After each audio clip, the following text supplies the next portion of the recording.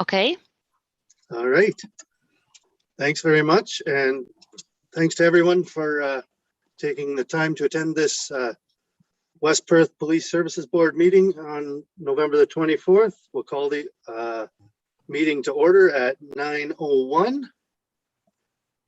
And I would like to ask for a confirmation of the agenda. Moved by Walter. Second by Paul. All those in favor? Any opposed? Thank you, that's carried. Is there anyone who has disclosure of pecuniary interest? Seeing none, we'll move through that. On to item number 4, confirmation of the adoption of the minutes from September the 22nd. Does anyone want to move that those meeting minutes are okay? Moved by Paul. Seconded by John. Thank you. All in favor? All right. Thank you. That's moved. Item number 5 is delegations. I don't believe we have anything this evening. Hello, June. Go ahead, June. You're muted, June.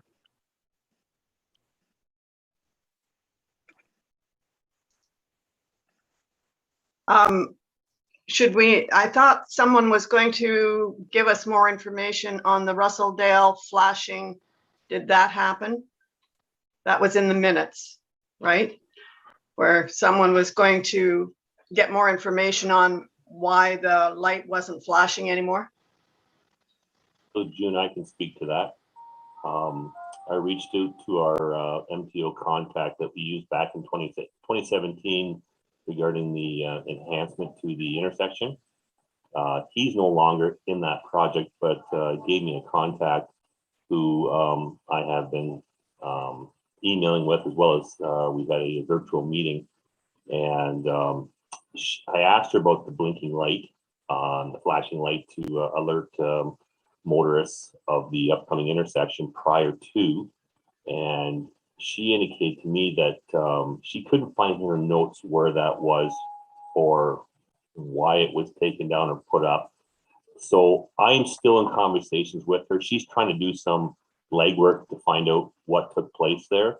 Again, with her taking that role on, she was somewhat involved with the 2017 study that had the recommendations in place, but Heather's still following up with that for me to find out whether we can have it put back and what the options are for us. So again, I don't have a concrete answer for this meeting, but it is in the works, and I'm going to advocate for that flashing light to be put back if possible, so that we can continue with our enhancement of the intersection and continue the great work that's been done.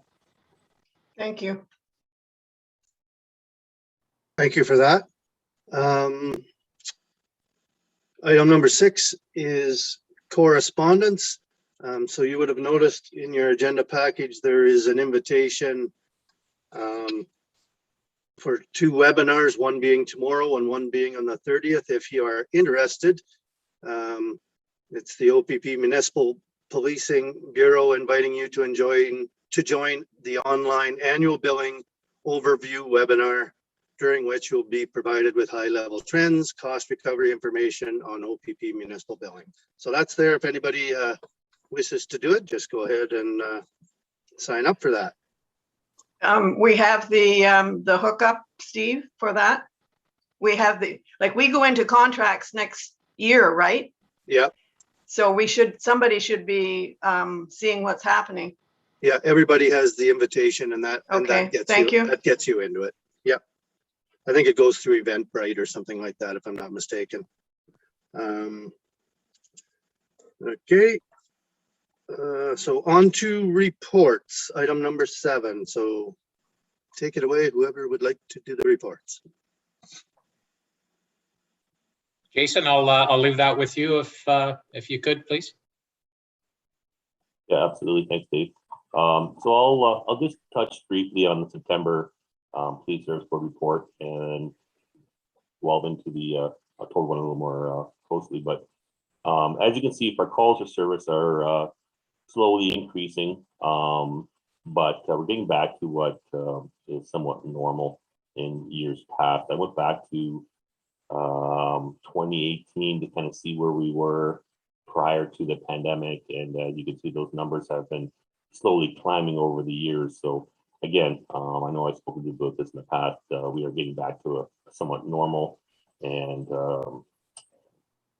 place when it comes to the calls for service. Again, not excessively high, but back to what we traditionally have seen in the past. So we were at 358 for 2021. Our cruiser patrol hours 265, patrol hours at 20, 34 hours in the school, and 56 hours on focus patrol. Our ride program about 20 hours, and auxiliaries are continuing to participate with us. They're at 12 hours, and our COVID-related calls are going down. As you can see, we only had 3, so we are moving in the right direction that way. Moving on to media releases, we had 10 releases for the county. 3 of those were specifically for West Perth. The one being the weapons incident at the Mitchell District High School, which we had a bunch of members engaged in that, and some great work by our frontline members to get an individual arrested and charged as a result of that. So that's a good news story there. Our crime and traffic, 16 collisions for West Perth in September, 12 of which were property damage and 4 personal injuries. And moving ahead to our public education campaign, so Constable Johnson, our school resource officer, as well as taking on some of our media services role as well, continues to speak on school safety with our buses and schooling taking place back in September. Everyone's going back to school in person. She did a media release advising everyone to be mindful of the buses and the kids walking back and forth to school. So that was a good piece as well. Crime Stoppers, we had 3 intelligence tips. Auxiliary program, again, they're moving back to in-person meetings as well as training. We had the air show in September that I think Dave, top of my head, the service club in Stratford that ran the show. Remind me again who that was. So yeah, that was it was a fundraiser actually for the junior B hockey team. One of our retired members, Glenn Childerley, who has a tie back there through the team and is working with that team, reached out, and obviously with the airport in our area belonging to the city of Stratford, though it was a combined effort, it's kind of unique. And they have the tie back with the Snowbirds. So I don't know if anybody had an opportunity to enjoy that.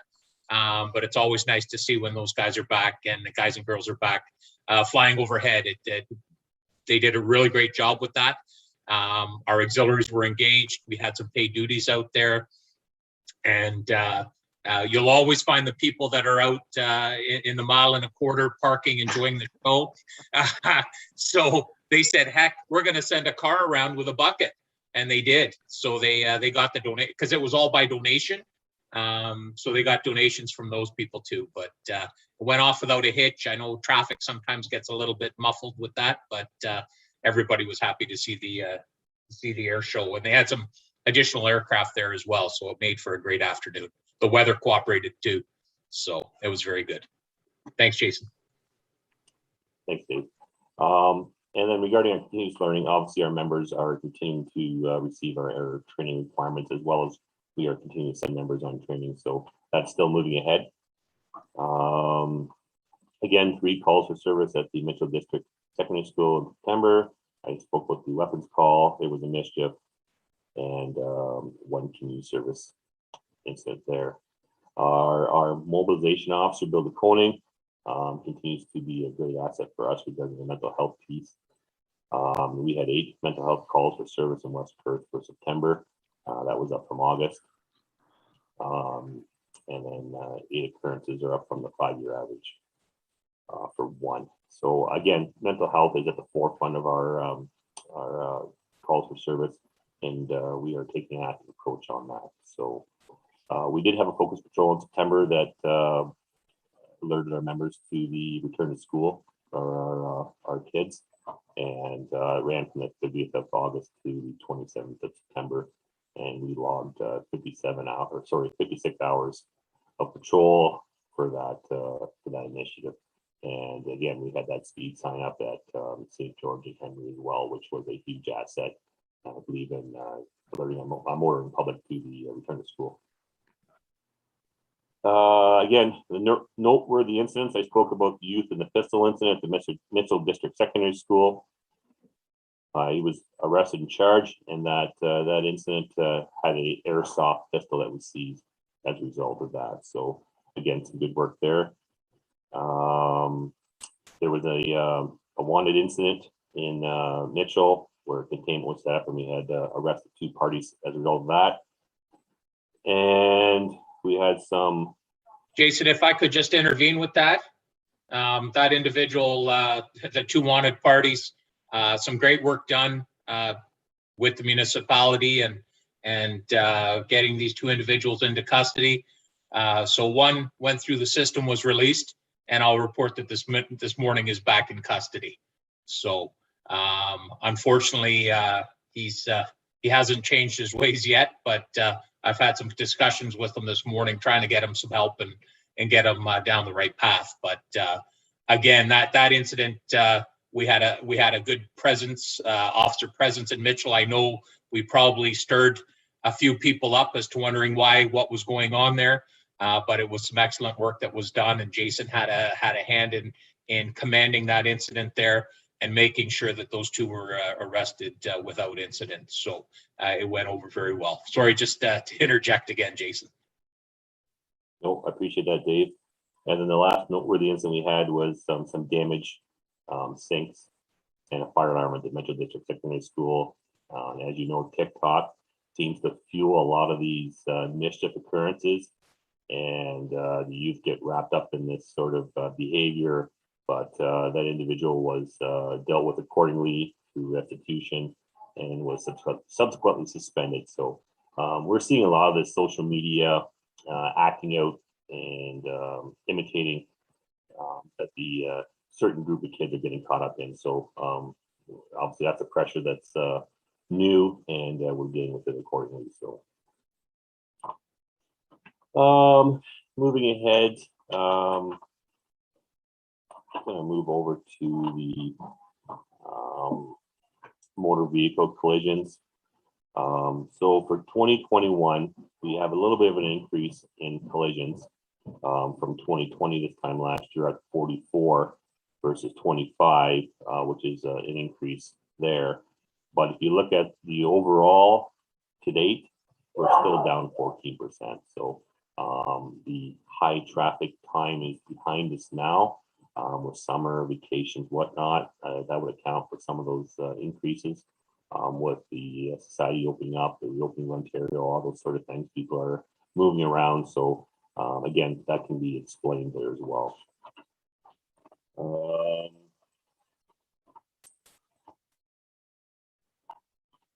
I'm just going to move ahead here a little bit. The statement of fees for the recoverable expenses.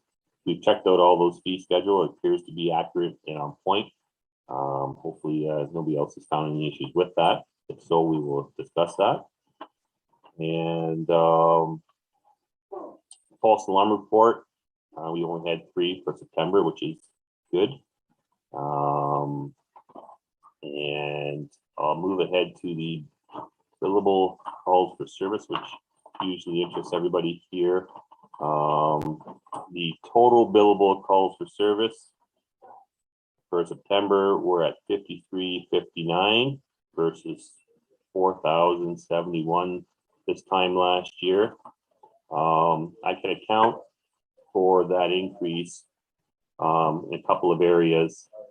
The provincial statutes, the mental health apprehension, that has increased by 13 hours in itself versus this time last year, as well as the Trespass to Property Act, where at 88 hours versus 57 this time last year. So there's a notable increase right there,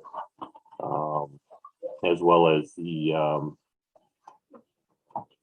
operational category for sudden deaths. We've had increase in there as well as recovered motor vehicles, be it automobiles and trucks.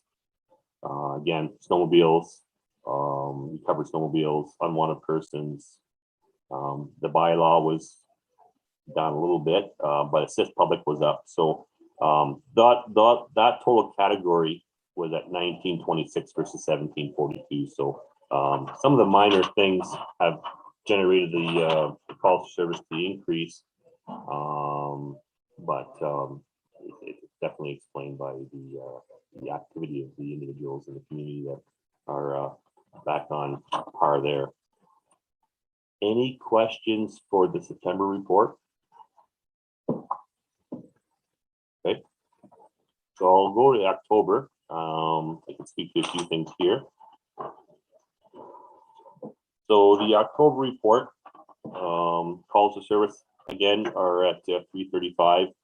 Not a huge increase from this time, a little bit last year, but if we look back to 2019, we're at 295. So there's a small increase there as well. Our patrol hours at 287, foot patrol at 14, school at 15 hours, and then the ride program at 53. So our members are definitely out there looking for our impaired drivers.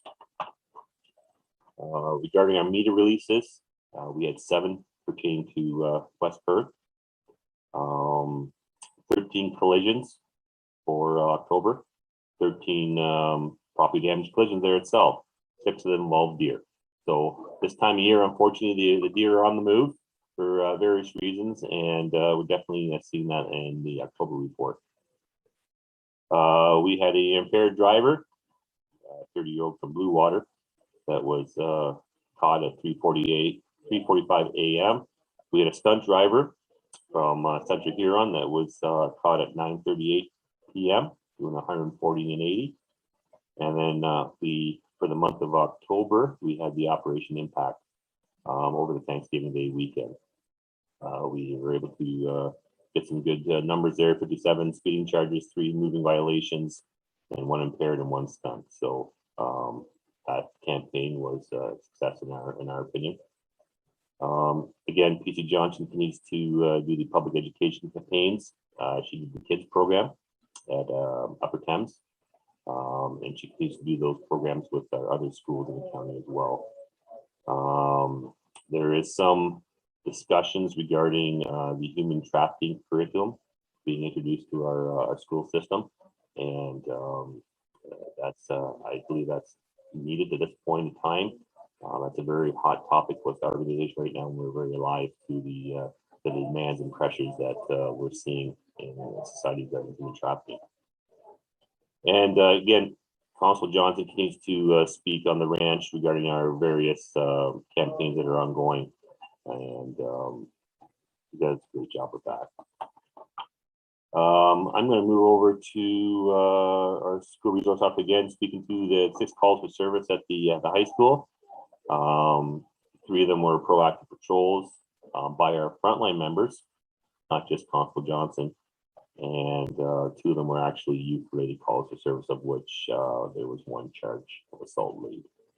So with our kids moving back to school, we're seeing an increase in calls for service at the Mitchell District Secondary School, of which I've been engaged with the principal on that, and definitely making some positive headway on that.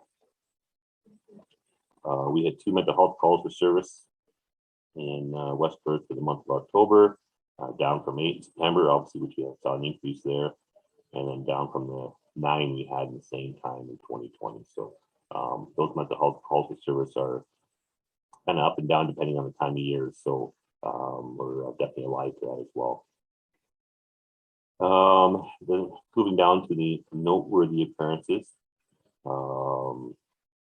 So this is kind of the piece, Dave, I think maybe you alerted to for September, actually happened here in October at the Windmill Trailer Park regarding we an incident where we had an individual in the park that had committed an assault on a family member, and then that the assault in turn generated a response by our ERT canine in aviation, and I was definitely alerted to that as an incident commander. I was on my way there when the frontline members were actually able to isolate and successfully arrest the individual in the park before anybody else was hurt or injured as a result of that. So as a result of that incident, 2 counts of assault, 2 counts of threat, and mischief over 5,000, as well as possession of weapon for a dangerous purpose was laid on the individual. So that was a pretty interesting incident, and definitely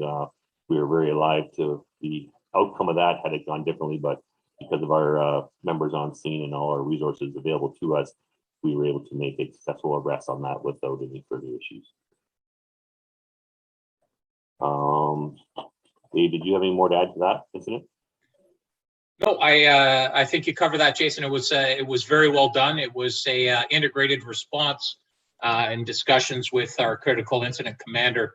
Like Jason said, we had everybody en route to the scene, but our members on ground did an excellent job of containing it and actually locating that individual and taking them into custody without any further injury or assaults occurring. So we were able to stand everybody down, but again, we had the process in play should we require the rest of the troops, so to speak. They were on their way. So another one very well done. So thanks, Jason. Okay. Just looking forward to our trends. Number of violent crime incidents for West Perth stood at 7, down from 10 in September, and up from 3 during the same time period in 2020. As well as the property crime incidents, we were at 13, down from 27 in September, and then up from 10 in October of 2020. So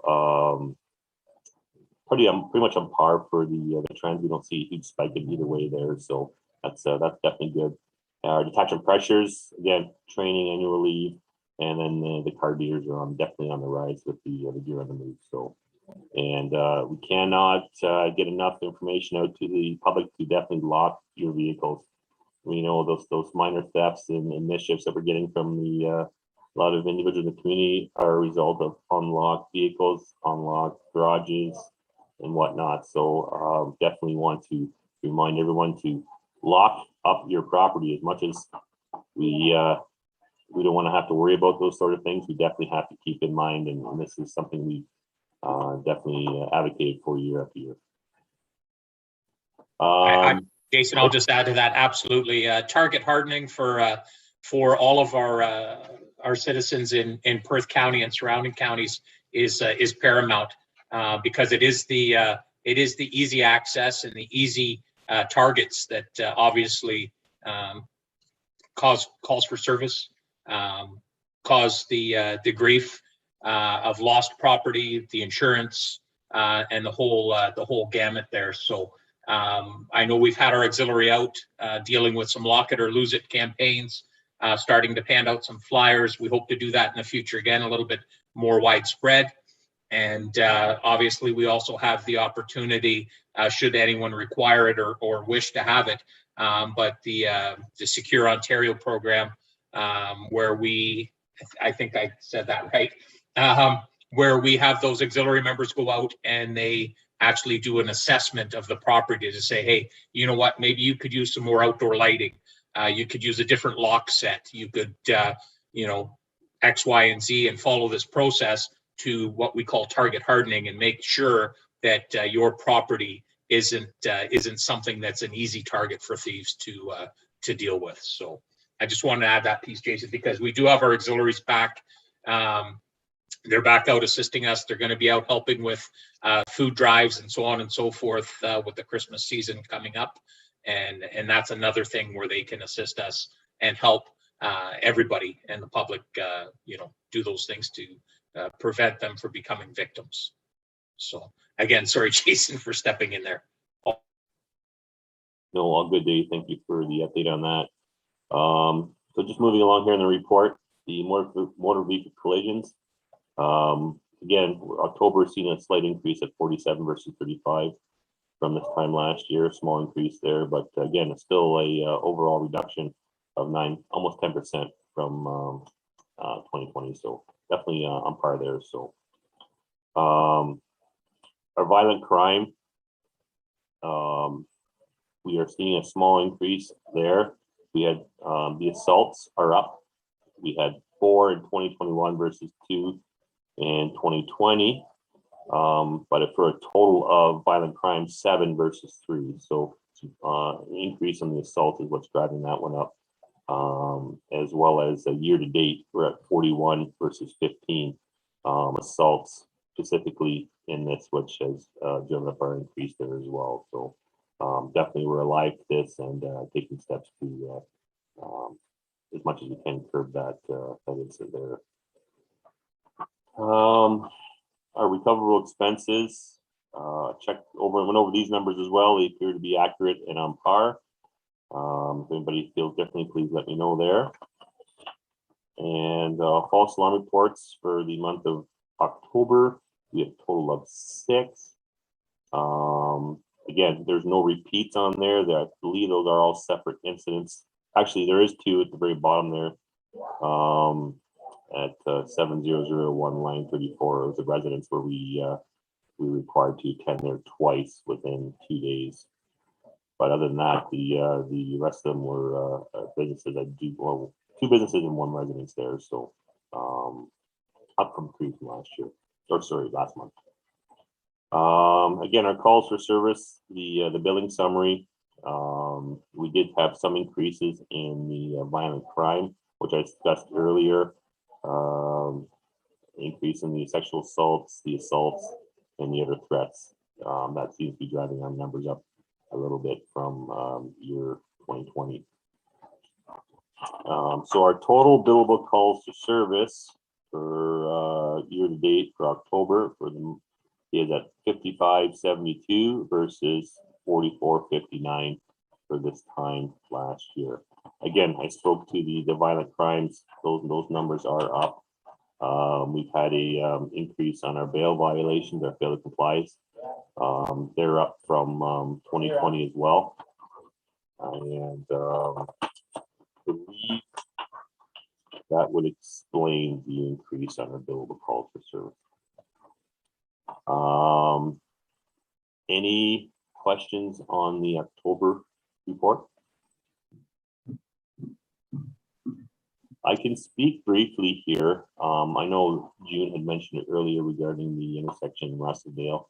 So Heather Hansen was my point of contact from the Ministry of Transportation that has taken on the lead for responsibility for our area. I spoke to her regarding Russellville as well as Bornholm, and they're very much alive to both those intersections.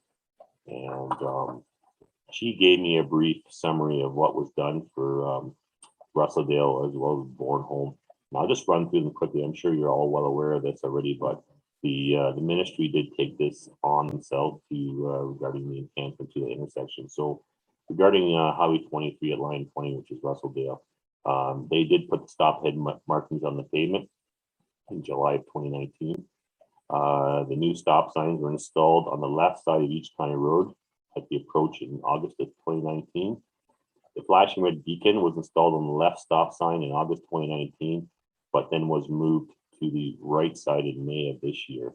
I think their opinion was the driver expectation is to see the flashlight on the right side versus the left.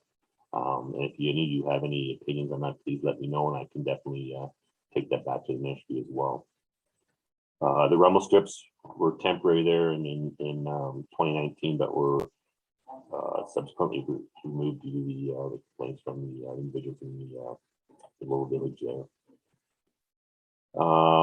Look twice, save a life sign and blue and gold safety message signs were installed in April of this year.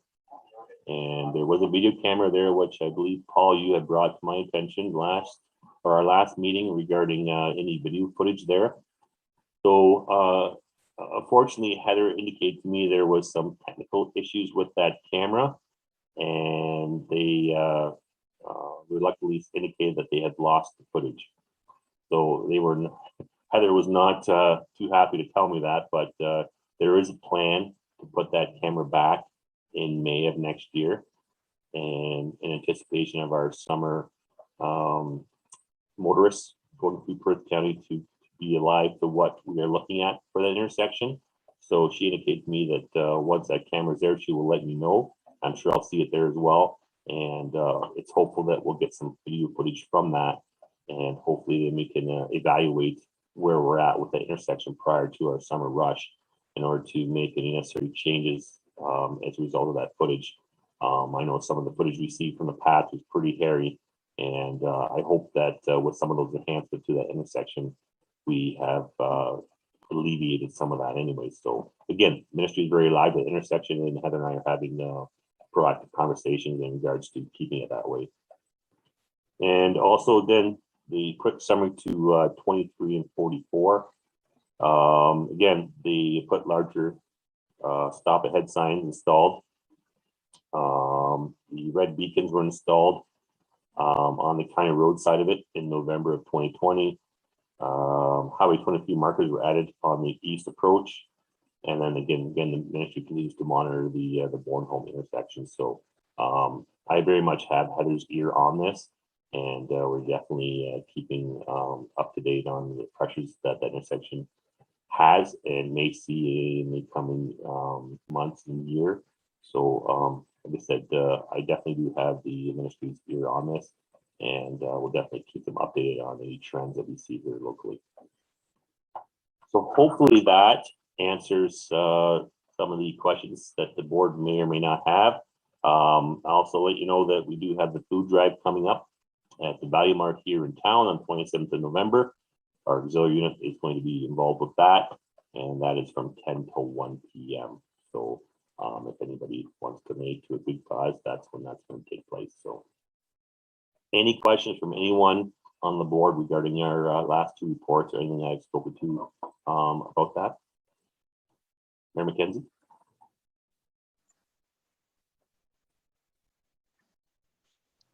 Yeah, good. I'm sitting here with two computers and two mouses, and I either grab the wrong mouse or look at the wrong computer. With regards to Russelldale, and I realize that it's a call that that the ministry has made on that, but and I realize that normally your flashing lights are on the right-hand side. But I'll tell you, when it was on the left-hand side, well, there was two of them there, but when you come over the hill from Fullerton and you get to the top of the hill and come down, you could see that flashing light on the left-hand side. That's what really grabbed your attention. And you know, I think it was worth its weight in gold to have it there. And you know, I guess personally, I'd like to see it come back, but I'm not sure if that's possible or not. But I think it did serve a purpose in alerting people that there was an intersection up there that you were going to have to slow down for. Yes, Mayor McKenzie, I agree. And maybe that's something that, Jason, you can follow up and touch base with them regarding, because I went back and took a look at the sight lines, and obviously the approach with the curve there and the nature of the design of the roadway, that's the first thing you see is that light on the left-hand side. So I would canvass to see if that can't be returned, or maybe just have them both, you know, one on the left, one on the right, especially when you're coming from Fullerton, when you're coming that way. That's the intersection, the approach that I would suggest could utilize two of them. So I agree with you 100% that that's probably a spot where we could have two lights. Yeah. I guess the other thing, if it would assist you, you know, we could maybe, if you gave us the contact information, we could, you know, send a letter from the municipality to them, you know, requesting that they return that light and, you know, stating the reasons why. If that would help, like, I'm willing to let you try first if you want. I think a combined effort would be appropriate. And Jason, if you want to follow up that route, and then maybe a letter could be drafted Sure. that we could see that, that request go in formally and have a little more weight to it as well. Yeah. So, Yes, what I'll do, Dave, and Mayor McKenzie, is Heather's a very easy approach, and she's been, anytime I've ever reached out to her, she's made time in her day to fit me in. So I'll have those conversations with her and explain to her that we've had a lot of positive feedback regarding that second flashing light, and is there anything the ministry can do to have it installed, or whether they need some sort of backing from the municipality and or any sort of follow-up to suggest the advantage of having that there. But leave that with me, and I will definitely see what I can do. Good. Very good. That's great. Super information. Thanks very much for that. We need to have, oh, I'm sorry, June, go ahead. Chair Steve, in the month of October, the acting staff sergeant in Huron County had told or had announced that the 5.1 and the Section 10 contract were both the same. I'm asking the gentleman if they know anything about that and what has changed and when it changed. It was in the London Free Press, so, and I didn't write the date down, sorry. But perhaps if we're going into contract next year, we need to know if this has changed. Because there used to be quite a difference. Yeah. Sure, June, if I could address that, and I think I may have read the same article that you're referencing. I think what the discussion surrounded was the new Police Services Act and how the one board, one detachment, one board is going to look. Yeah. And my understanding from that, and again, I don't have the quote in front of me that they may have made, but in speaking with the Municipal Policing Bureau myself, I've been inquiring about how is that going to look moving forward with contract locations and contract locations with enhancements. And obviously, the act isn't in play yet. We're told it's supposed to be early in the new year in 22. However, contracts will be a thing of the past. It will be an agreement with the municipalities that have enhancements to move forward with agreements, and I use the word agreement because that's what I was told. But is it basically it's going to be a contract for the enhancement portion, which I'm told is called an agreement. I don't have a layout of how that's going to look, but at the end of the day, the only difference that you would see, and West Perth is going to get the same amount of policing. We're going to have adequate policing within Perth County as we do right now. But the only difference is what you're going to see when it comes to that agreement for enhancements. And as you're well aware, yourselves and North Perth are the two in Perth County that have those enhancements. An agreement actually is a contract, Dave. Sorry, we're just playing with words there. We both June, know that. Yeah. I'm not disagreeing with you, June. It's just But how it's going to look. But the difference really is the money that we pay and what are we getting for that money, right? So if they're saying there's no difference, so what you're saying is there's no contract for the basic. Am I reading that correctly? And but if you want something more than the calls for service or what we have currently, then we have to have an agreement, if you like, and pay extra for that. Is that correct? And that June is my understanding of how the process is going to work. Okay.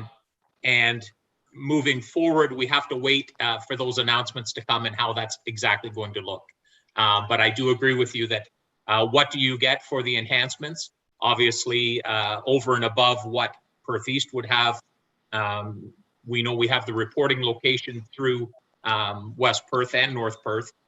We have Jason's position, and we also have our administrative support position at those two locations. So Those are the things, June, that you're going to look at in that agreement to move forward with those. So again, I don't have the final document or the disclosure to say how that's going to look, but that is coming very quickly into the new year.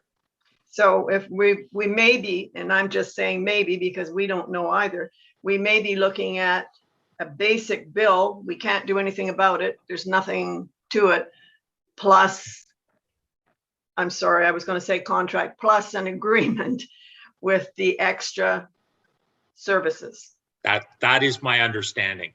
Okay. And at this point, it might be ideal. And I let Jason obviously go through his reports to the board.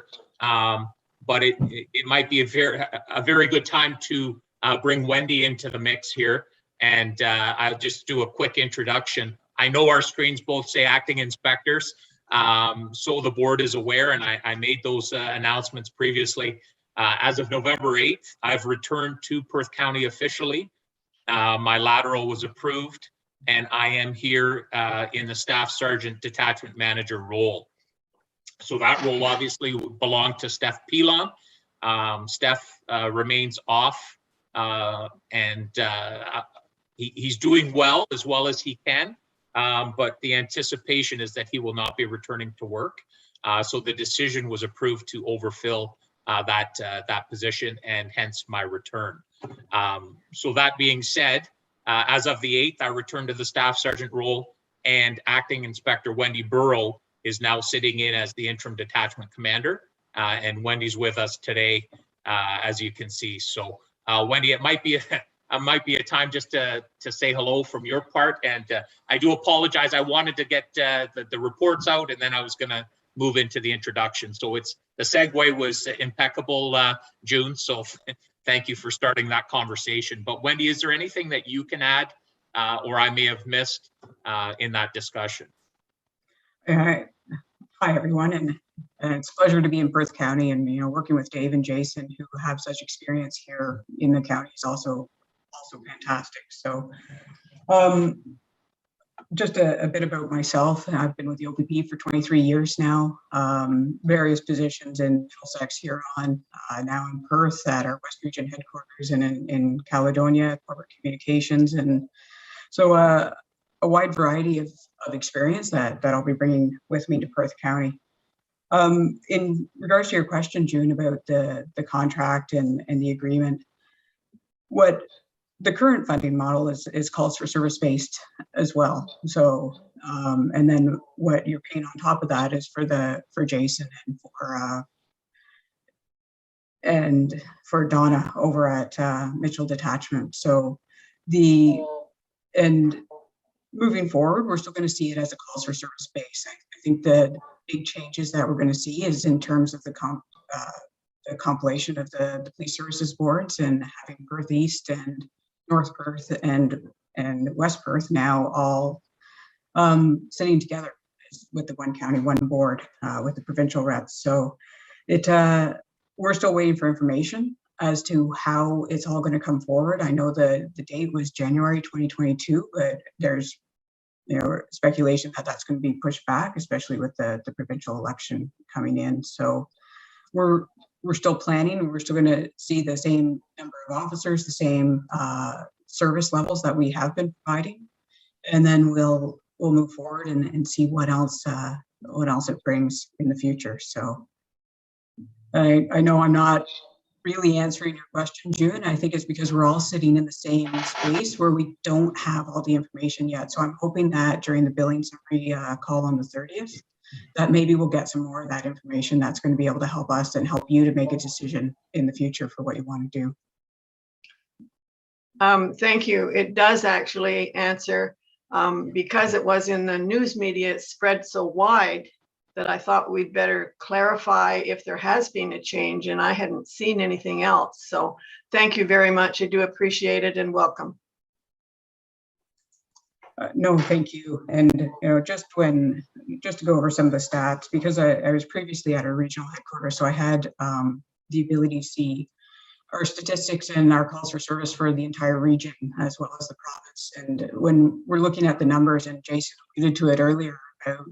2020 was an anomaly, with people working from home now and, kids not in schools and people not in the communities. We saw a reduction in the number of violent incidents. Now when people are becoming reintegrated back into the community, we're seeing that increase as well. And that goes with the mental health, with people losing their jobs. I've had meetings with the health unit recently where they're seeing mental health and drug use and alcohol abuse on the rise. And all of those are going to contribute to our calls for service. So where we saw property crime decline over the past couple of years, we're seeing violent crime increase just with people being back into the community and being into the public. So we're going to be doing our education. We're going to be continuing to be out there with Lock It or Lose It or Safeguard and all of the programs that we're going to work on with members of the community. But we're also, we've got the new grant the CSP grant that Jason's working on now. But that's going to be one of our focuses too for that CSP grant that we're going to be putting forward is mental health in our communities, the MCERT program, where we're working hand in hand with our schools and our various community organizations to be able to work together to reduce some of that violent crime and to be able to reduce the dependency on drug and alcohol, because that's sort of driving the property crime, driving a lot of our violent crime as well. So that's just sort of an overview of what we're seeing across the region and across the province, and what sort of our plans are, working with the community safety wellbeing plan and how we're going to move forward here as well. That's great. Inspector, Staff Sergeant Sanko, have you got something there? Yes, certainly. Mr. Chair, if I could just take another moment of everyone's time. When obviously the change from the role of chair occurred with the West Perth PSB, and June remained with us on the board, I reached out through our regional command with regards to what I felt was very fitting recognition for June's time on the board. So I did receive a regional commander's letter, which I have with me here. I won't read it verbatim for everyone, but June, I'd love to stop by your place at some point in the very near future and present this to you. But I know, going back to my time, even as an auxiliary with the Mitchell Police Service, that you and your husband were involved and still remain involved to a great degree. So I'd like to stop by and present this to you for your commitment to the West Perth Police Services Board and your passion and dedication to the community in which you live. So that's a quick excerpt from that, June. But that is to commend you for your commitment and dedication to your community. And that is signed by our current Chief Superintendent, Dwight Dibb, of Regional Commander of OPP West Region. So Thank you. You're That's very very welcome. thoughtful. Thank you. You're very welcome. And I'd like to stop by, June, if I could sometime before the end of the week, and I'll present that to you personally, if that's all right. I'm here most times. I won't be here after the meeting this morning, but I'm here most times. David, you're welcome anytime. Certainly. I appreciate that, June. And maybe at some point tomorrow, then I'll pop by and drop that off. Great. Okay. Thank you. Congratulations, June, and thank you. Thank you. Just amazing what some people will do for some of June's muffins. Walter, I didn't want to say that, but that's a very good side to the whole deal. So anyways, I'll leave it at that. Oh, very nice gesture. Well deserved. Thanks, Dave. Yes, thanks very much. If we have nothing else in the report section, we do have a recommendation that the West Perth Police Services Board reports for the months of September and October 2021 be accepted as presented. We would look for a mover and seconder for that. Moved by June Demerling, seconded by John Moak. All in favor? Opposed? None. Thank you. That's carried. We'll move down to item 7.4, which is the presentation of the West Perth Police Services Board meeting schedule. Everyone has that within the agenda. Does anyone see any issue with that as it is right now? Nope, looks all right. So we have another recommendation that the West Perth Police Services Board adopts the 2022 meeting schedule as presented. And we look for a mover and seconder for that also. Moved by Paul Wetlaufer, seconded by John Moak. All in favor? Opposed? None. So that's carried. Thank you very much. We'll move down to the financial reports. Quite a few lines to be looked at there. Everybody has had a chance to look at that. Anything glaring that we would like to go over or discuss? Anything to highlight?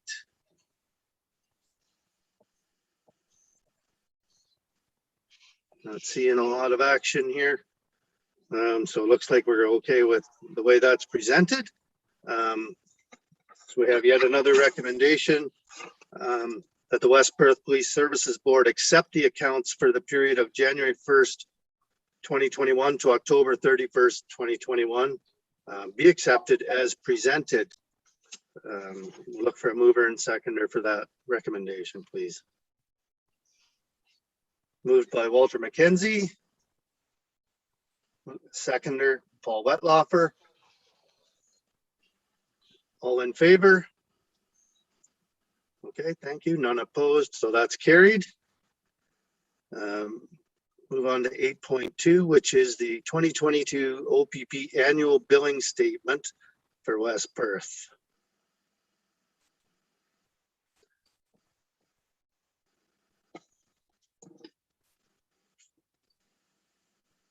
We have anything to discuss or questions about what we see there?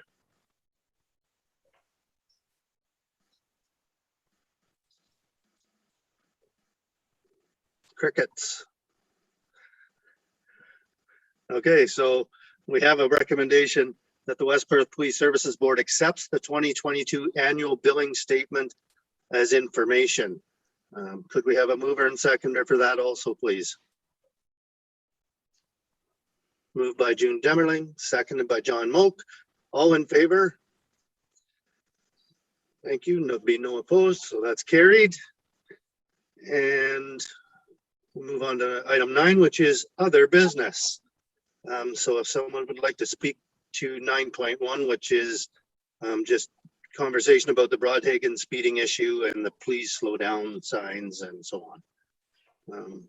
Can I ask, Sure. excuse me, Mr. Chair, Sure. can I ask, usually in November, we have a budget. It's not there. Is that not happening anymore or what's going on? We usually have, that's when we usually pass a budget or we see a budget to consider. And there's nothing there. So, Jeff, are you hopping on there?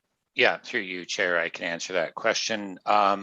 I don't recall whether we brought it in November or not, but it's very likely that, or it's very possible that we have. It'll be basically the same budget we just did capital budgets, which we moved ahead to November, and we'll be doing operational budgets in January. So you'll see the Police Services Board budget and all the committees will see their budgets in January for budget deliberations, which will occur by council in February.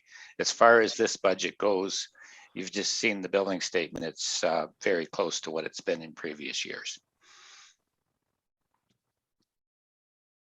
Okay, thanks, Jeff. So again, we'll go back to the conversation about speeding in Broadhaven. There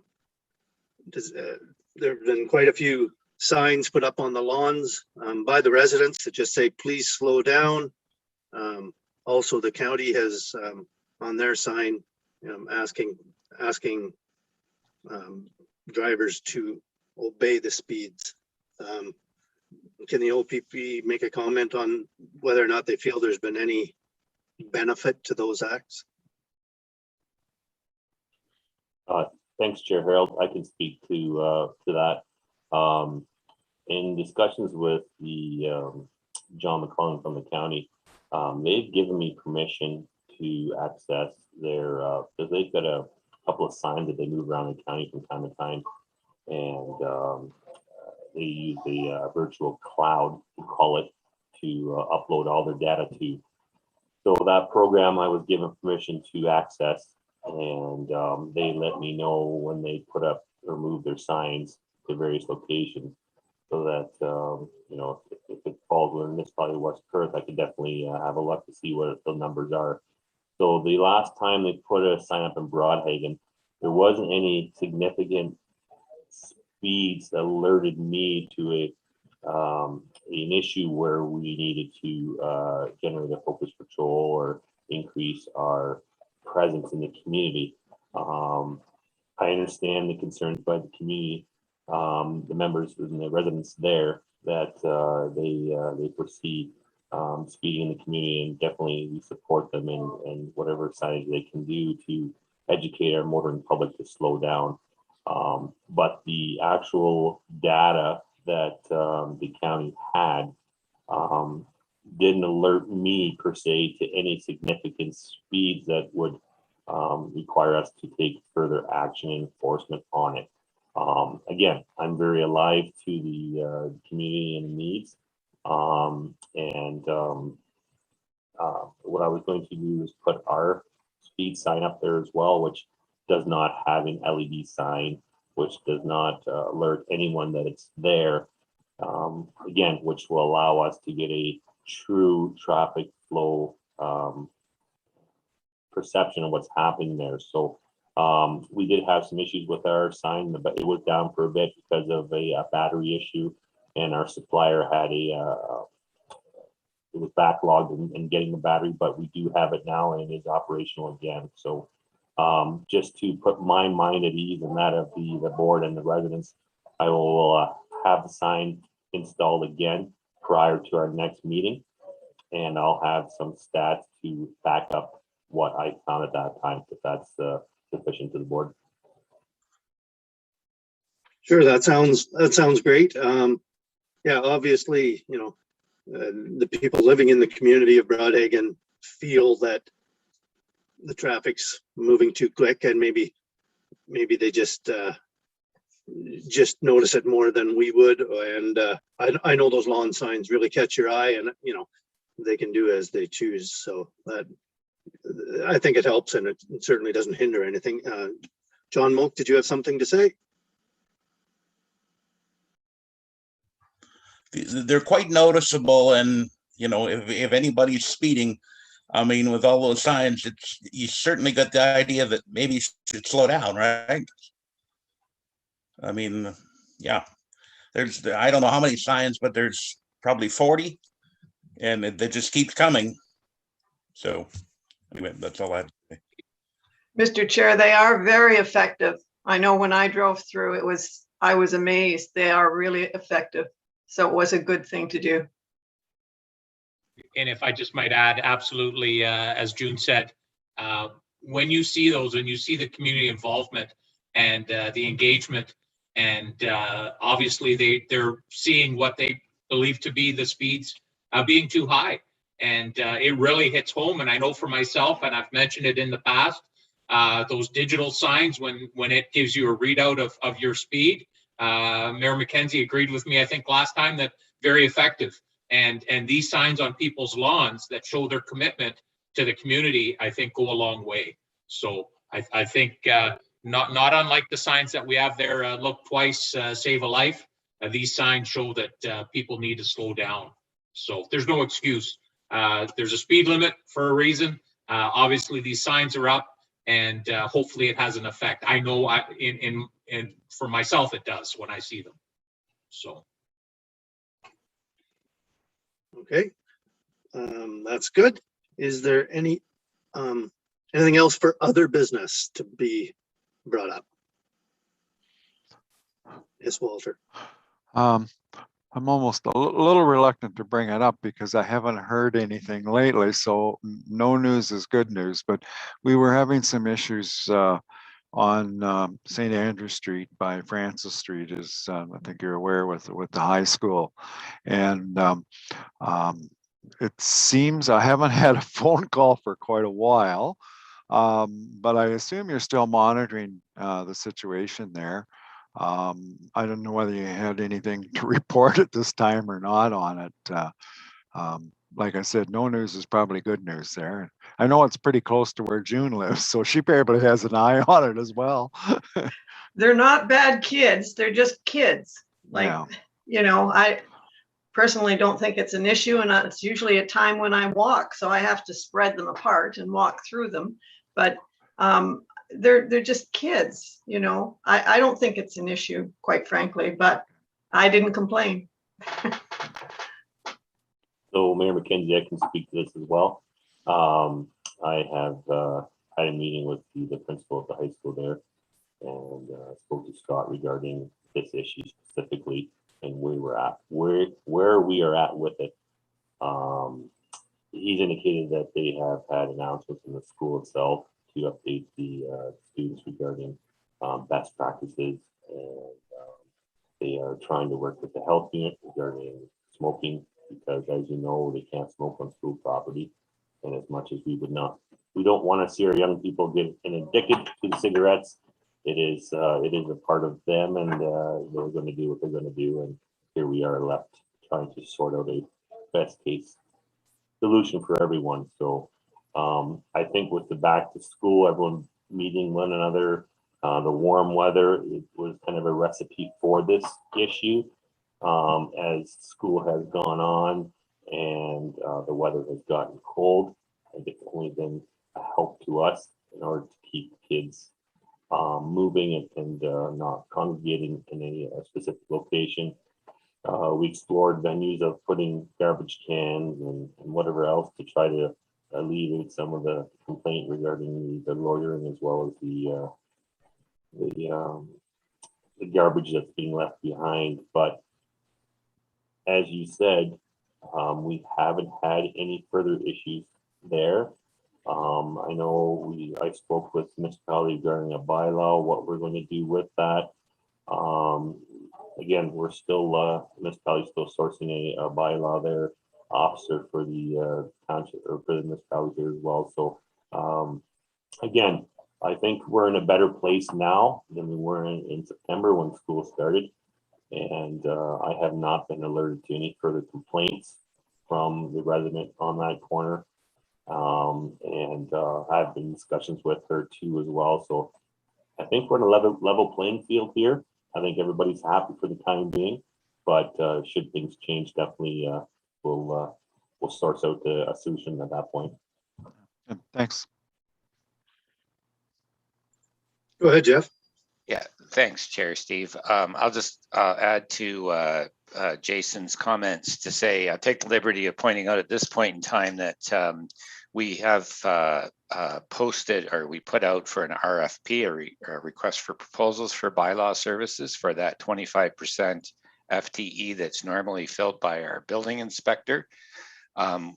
The RFP deadline was Monday or Tuesday. That was Monday, and we received 3 proposals that look at first glance, first review, like they're all complete. So, and we were quite pleased with the quality of the proposals. Those proposals will be reviewed and taken to council for approval.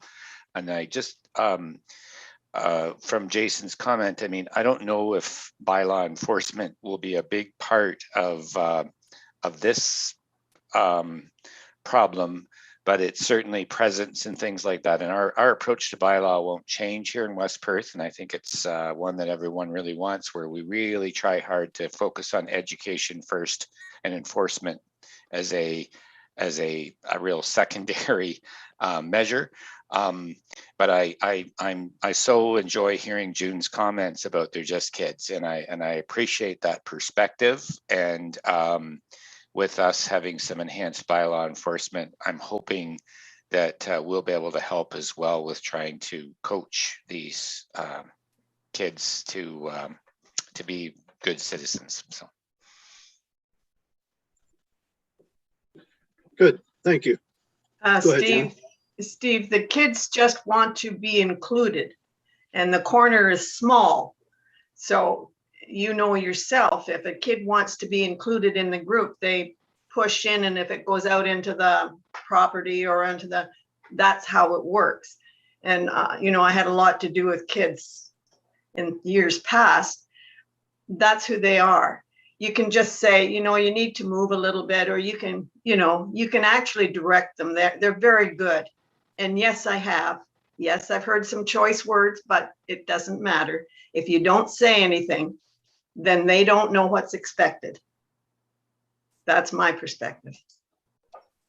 June, I myself have been past that corner numerous times since the beginning of the school year as well. And I've had conversations with those kids, and they're respectful. I think they get it. There's always one in the crowd. I'll leave it at that. But if you treat them with respect, which we do, and we simply say, look, you know what, I know you wanna be together, but this is also someone's home, somebody's property, and one day you'll be old enough to understand that you'll have a home as well, right? And as no one's you know, as long as they're not leaving their garbage and causing problems and they're respectful, I think it's very fair that we treat them with respect, right? So, and they were very good. So some moved along, some were kind of standing in the street, and I said, it's not a good place to stand. We have traffic coming, we have parents coming to pick up other students, and a lot of them are waiting for the bus at the end of the day too. That's another thing where they kind of congregate over there and wait. So we'll do our part. We drive past, I know our members do, and hopefully these young guys and girls just they get the understanding that, you know what, maybe if we just kind of keep a little bit on the sidewalk and be respectful, that it won't be that much of a problem. So we'll get through it. We'll work through it, and we'll continue to monitor it and have a measured and accurate and appropriate response, so to speak. So I think that's fair to say. Those are all really good comments. Thanks, everyone. Anything else for other business? Doesn't look like anything. We have no closed session. Our next scheduled meeting would be on January the 26th at 9 a.m. as always. Before we call for adjournment, is there anything else anyone wants to bring up? Last chance. Okay, if we could get someone to move adjournment, please.